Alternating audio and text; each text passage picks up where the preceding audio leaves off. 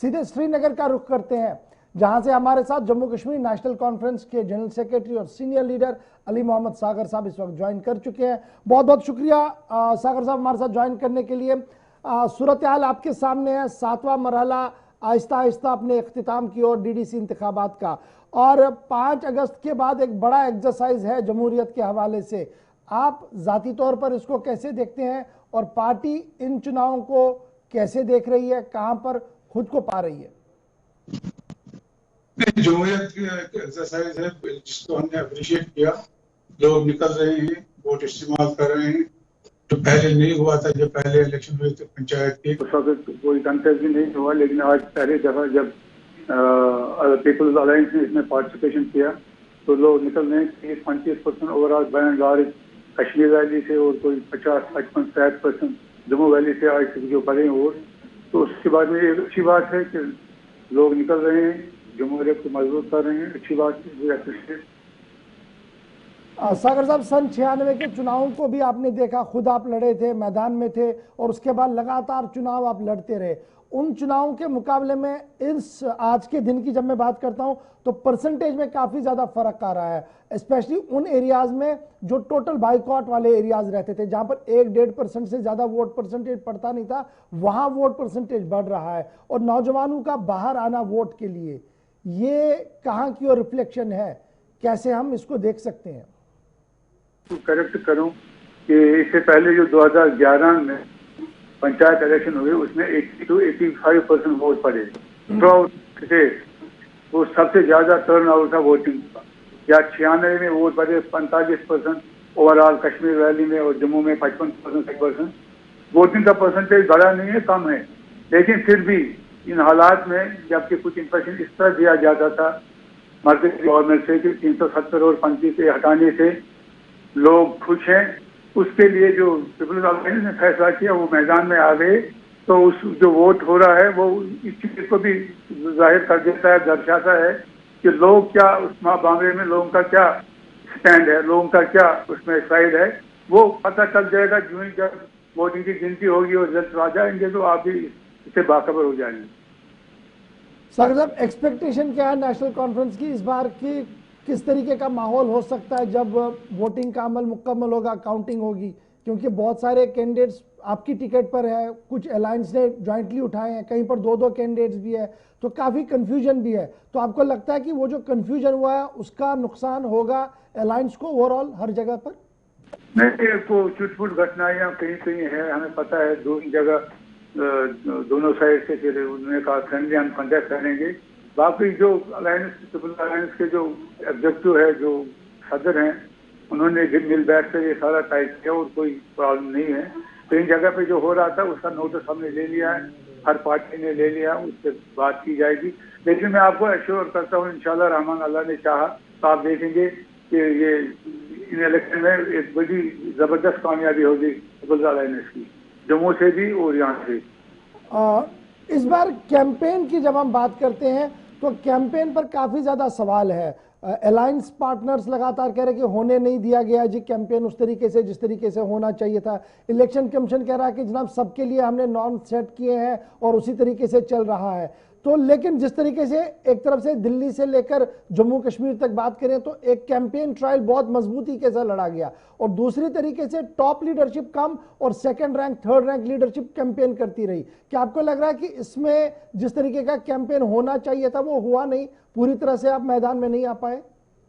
साहब, दो पहलू हैं। एक ये है कि ये तो एक जनरल फिनोमेना था, देखा गया, ऑब्जर्व किया गया, जिसकी हमने इन राइटिंग में इलेक्शन गवर्नर साहब और इलेक्शन कमीशन को भी इतला दी, लिख के भेजा कि जो अलायंस के, पीपल्स अलायंस के कैंडिडेट थे उनको सिक्योरिटी नहीं दी गई, उनको मौका नहीं दिया गया, उनको कहीं को बंद रखा गया, होटलों में, ईडी सेंटर पामपोरा में बंद रखा गया। सैकड़ों का ये जो उम्मीदवार थे उनको कैंपेन का मौका वो गाड़ी में लेते थे और गाड़ी वापस लाते थे, वो नहीं दिया गया। ये जो फ्री और फेयर कैंपेन हो, कोई डिस्क्रिमिनेशन न हो, वो नहीं ऑब्जर्व किया गया। अलबत्ता जो बीजेपी के कैंडिडेट थे और जो उनके पार्टनर जो उनको मदद करते हैं बीजेपी, जो कुछ छोटी मोटी पार्टियां हैं, तो उनको मौका दिया गया, उनको सिक्योरिटी दी गई, उन्होंने कंप्लेन ठीक तरह किया।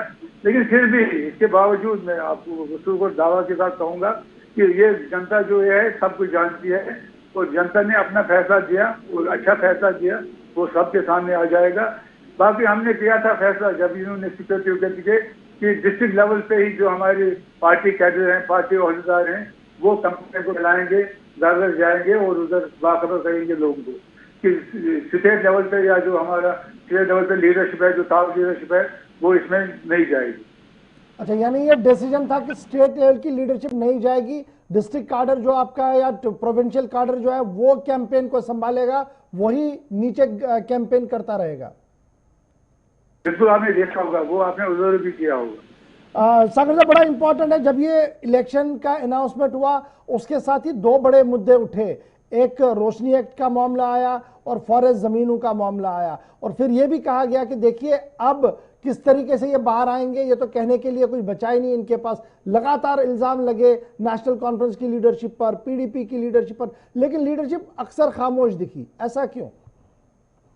आप देखेंगे उसका असर भी, आप देखेंगे जो रिजल्ट आ जाएंगे, झूठ मूठ की कहानियां बीजेपी और उनकी जो पार्टियां हैं यहाँ मदद करते हैं, उनकी जो कार्बन पार्टियां हैं, जो उन्होंने प्रोपेगेंडा किया डॉक्टर साहब के बारे में, उमर साहब के बारे में, हमने दावा किया, उनको चैलेंज किया कि आप दिखाइए कि उमर साहब की रेजिडेंस कोई है या डॉक्टर साहब की रेजिडेंस रोशनी एक्ट में आती है, तो इसको हम चैलेंज करते हैं। लेकिन वो उसमें कामयाब नहीं हुए, वो चुप ही रहे। काफी जो जहाँ ये हुआ था, जहाँ आपने खुद बताया, आपके कई डिस्कशन डिबेट्स हुए, जम्मू में कोई जो 96,000 हेक्टेयर या चुनाव जमीन दे दी गई, वहाँ किनको दे दी गई, वो एक मिनिस्टर साहब का मिनिस्टर बीजेपी के थे, उन्होंने कहा था कि नहीं जी, जम्मू बीजेपी के किसी वर्कर ने नहीं ले लिया, जबकि सैकड़ों कनाल, हजारों कनाल जमीन जो दी गई वो उनको दे गई, उनके नाम जाहिर नहीं किए गए। अब अच्छी बात है, ये इन्होंने सीबीआई ने कहा इसकी इंक्वायरी की जाए, इसकी इंक्वायरी करें, देखें अगर किसी ने वायलेट किया लॉ को, प्रोसीजर को वायलेट किया है, किसी गरीब का हक खाया है, तो उसके खिलाफ कार्रवाई होनी चाहिए, उसमें क्या बात है। बाकी बीजेपी जो एक कंपेन चला रही है डॉक्टर साहब के खिलाफ या बाकी जो लीडर है अलायंस के, तो वो उसमें नाकाम होंगे, उसमें उनको कामयाबी नहीं मिलेगी, क्योंकि उनको ये हथियार था इंतखाब में ये चीजें इस्तेमाल करने की, ताकि लोगों को वो कुछ असरअंदाज कर सके। लेकिन लोग इसी तरह जानते हैं ये क्या चाल है, ये कैसी साजिशें हैं, ये कैसे हो रही हैं और इनका असर क्या करना दिखाना चाहते हैं, वो वक्त पे पता चल जाएगा। सागर साहब, खबर ये भी आ रही है उड़ती उड़ती दिल्ली से कि इन इंतखाबात के बाद डिलिमिटेशन के प्रोसेस को जो इस वक्त जम्मू कश्मीर के अंदर चल रहा है उसको मुकम्मल किया जाएगा और नए साल की आमद के साथ ही एक और इलेक्शन की तैयारी जम्मू कश्मीर की होगी जो स्टेट असेंबली की होगी। तो उस जो प्रोसेस अभी चल रहा है जिसमें नेशनल कॉन्फ्रेंस का बाइकआउट है, आप डिलिमिटेशन का हिस्सा बने नहीं, ये प्रोसेस क्या रिव्यू होगा आपकी तरफ से, या फिर बाद में यही कहा जाए कि देखिए रिव्यू इस तरीके की डिलिमिटेशन हुई, इसमें किसी से पूछा नहीं गया? देखिए, उसमें एक डाटा बनाया गया था जो खुद दिल्ली में बैठकर कुछ लोगों ने बनाया, तो हमने कहा we are not party to this. बाकी जो आप भी जानते हैं, इसी तरह जानते हैं कि डिलिमिटेशन में पैरामीटर्स होते हैं, सेट पैरामीटर्स हैं, जिसमें यह है कि कैसे डिलिमिटेशन करनी है, किस तरह आबादी को रिप्रेजेंट करना है, क्या पोर्शन है, कैसे सीट बढ़ानी है, कैसे सीट रिजर्व करनी है, चाहे वुमेन रिजर्वेशन हो, चाहे एससी रिजर्वेशन हो, एससी रिजर्वेशन हो, वो एक पैरामीटर है। उस पैरामीटर के अंदर काम किया जाएगा तो कोई किसी को कोई ऑब्जेक्शन नहीं है। लेकिन अगर इसको पॉलिटिकलाइज किया जाएगा, इसको पॉलिटिकल शेप दी जाएगी और उसको कुछ बेनिफिट लेने की कोशिश की जाएगी, तो वो चीजें सामने लोगों के आने और लोग खुद फैसला करेंगे। यानी आप कह रहे हैं कि वो लोग बाद में फैसला करेंगे एज अ पार्टी, जो एक मेजर पॉलिटिकल पार्टी है और बड़ी पार्टी है जम्मू कश्मीर के अंदर, आप फिलहाल खामोश बैठेंगे जब तक कुछ आउटकम वहां से नहीं आता है? हमने इसलिए पार्टिसिपेट नहीं किया, हमें पता था कि उन्होंने कुछ चीजें ऑलरेडी सेट की है, वो कुछ भी पॉलिटिकल बेनिफिट लेना चाहते हैं इसका, कि उनकी हुकूमत मरकज में है, उसका फायदा लेना चाहते हैं, उसका दुरुपयोग करना चाहते हैं। तो उस सिलसिले में नेशनल कॉन्फ्रेंस पहली बात कर रहे हैं। अब आगे क्या होगा, कैसे सिफारिशें आ जाएंगी, कैसे उनकी रिकमेंडेशन होगी, वो आने पर ही हम अपनी राय जाहिर करेंगे। बहुत बहुत शुक्रिया अलीमाम सागर साहब, श्रीनगर से हमारे साथ ज्वाइन करने के लिए और ये साफ करने के लिए कि सूरत हाल क्या कुछ है